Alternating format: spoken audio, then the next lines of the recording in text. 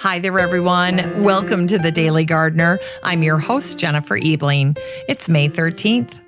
Have you ever taken a class on gardening? If you're in Calgary tonight, there's an excellent class taking place from 7 to 9 p.m. It's part of the Garden On lecture series, and tonight's focus is on herbs. If you're new to gardening, herbs make for wonderful starter plants. They're easy to grow, they're generally trouble-free, and versatile. Tonight's class will cover what makes an herb, propagation, and harvesting. The class will be at the Acadia Recreation Complex in Calgary tonight at 7 p.m. Here's today's brevities. It's the birthday of Enid Annenberg Haupt, born today in 1906, the very woman that the president of the New York Botanic Garden called the greatest patron American horticulture has ever known. Enid was one of 8 children. Her parents, Sadie and Moses, had 1 son and 7 daughters. Her dad was the founder of a large publishing empire. Enid followed in his footsteps and was an heiress to the large family fortune. Her first marriage ended in divorce. Her second marriage to Ira Haupt launched her philanthropic activities and introduced her to the world of gardening. When they were engaged, Ira gave Enid a cymbidium orchid. At the time, they were rare in the United States.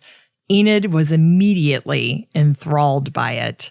She told Ira that for her wedding present from him, she would be very happy if he would give her 13 cymbidium orchids. She was going to learn how to grow them herself and propagate them on her own.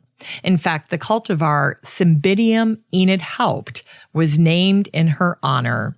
Enid found this ironic, since that particular orchid is known for its fertility.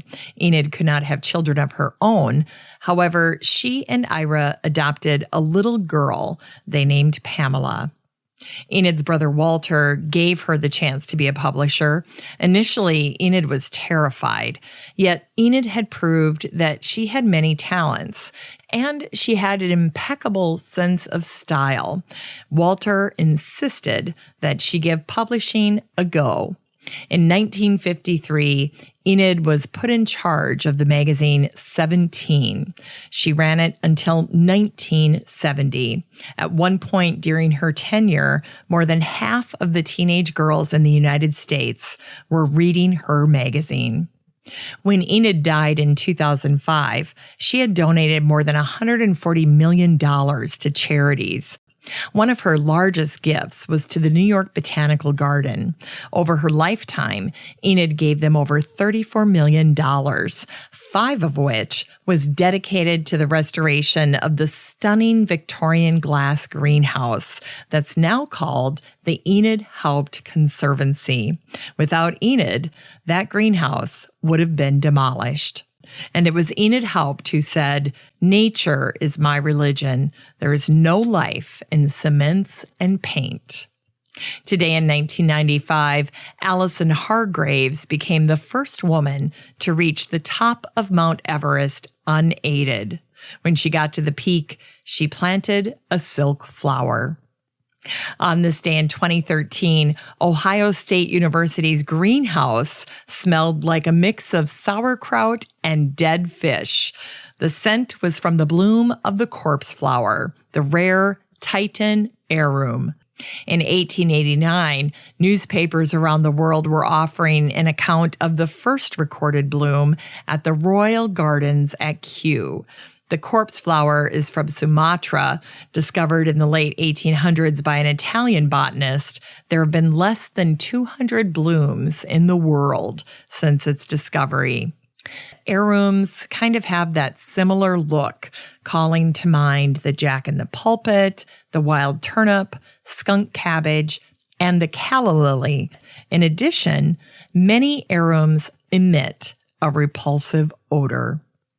Finally, this week marks the beginning of National Public Gardens Week, which runs from today, May 13th, through May 19th. The celebration started in 2009 as part of the effort to bring attention to the country's public gardens. You can be part of the celebration by visiting a public garden in your area this week. In Unearthed Words, in 1982, Vassar College acquired the Journals of John Burroughs. The first entry he ever made happened on this day in 1876. Burroughs writes about the redstart, a medium-sized bird known as a May warbler. Standing in the road over in the woods, I saw a lively little shadow cast by some object above and behind me on the ground in front of me. Turning, I saw the source of it, the redstart, performing its astonishing gymnastics in a leafless oak tree. It is the quickest and prettiest of the flycatchers. As I was reading through John Burroughs' journals, I stumbled on something that he had written at the thought of others someday reading his diaries, as he called them. I do not expect you to read them all, only here and there, where you get some real glimpse of me. I looked into some of them last night. They seemed too sad. I seem to have put all my sunshine into the books and all my gloom into the diaries. Remember, they were written for my eyes alone, a sort of cemetery where I could turn and mourn over my vanished days and vanished thoughts. Today's book recommendation is Beth Chattow's Garden Notebook. The Garden Notebook was Chattow's monthly diary, and it is super readable and engaging. As a nursery owner and operator, she offers up her hints and tips about unusual, herbaceous, alpine, and other plants. It's so hard to believe, but on this day last year, we lost Beth, one of the most influential plants people of the last half century. For today's garden chore, incorporate herbs into shaded areas in your garden. If you think all herbs need full sun, you'll be pleased to know that you can grow a fair selection of herbs in shade. Save your shaded areas for growing lemon balm, parsley, anise hyssop, wild ginger, and spice bush. Finally, here's something sweet to revive the little botanic spark in your heart. As I was researching Enid Haupt, I came across a wonderful article in the Austin American-Statesman from June 18th, 1971. It sheds light on Enid's life after retirement from 17 magazine.